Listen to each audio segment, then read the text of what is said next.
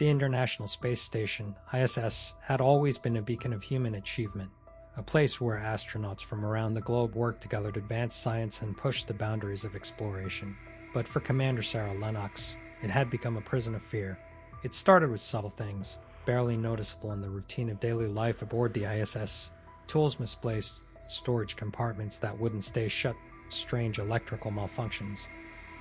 Minor annoyances that everyone chalked up to the inevitable quirks of living in space. But over the course of a few days, the incidents grew more frequent and far more disturbing. One night, as Sarah floated through the darkened corridors of the station, headed toward the sleeping quarters, she heard it, a whisper. It was faint at first, almost inaudible over the station's life support systems.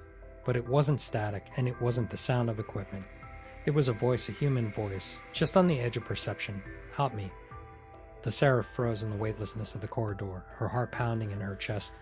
Her eyes darted around, but she saw nothing, just the cold, metallic surfaces of the ISS reflecting the dim emergency lighting. She tapped her headset.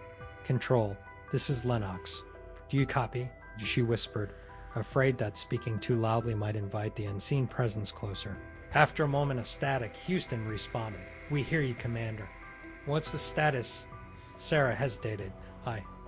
Nothing, just thought I heard something. Maybe interference. There was a pause before Houston responded. Copy that. Let us know if the interference continues, though.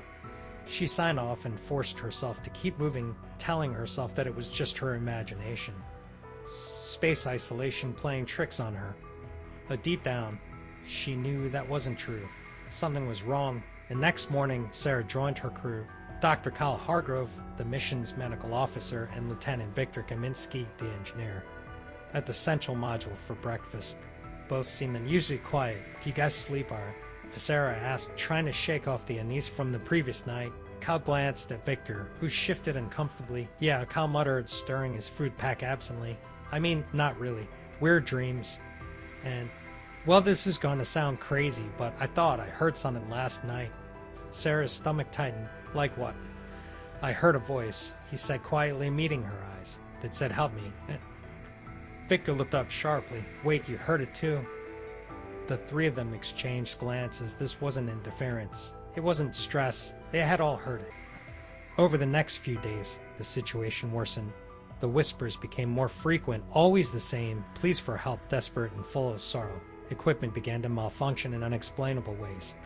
Cameras would switch on by themselves, recording empty corridors where strange shadows flickered at the edges of the frame. Lights would flicker off in sections of the station, leaving entire modules in darkness.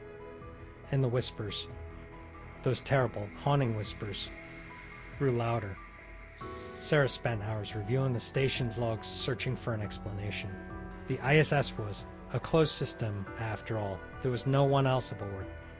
No one alive, anyway. But as she dug deeper into the station's history, she found something disturbing.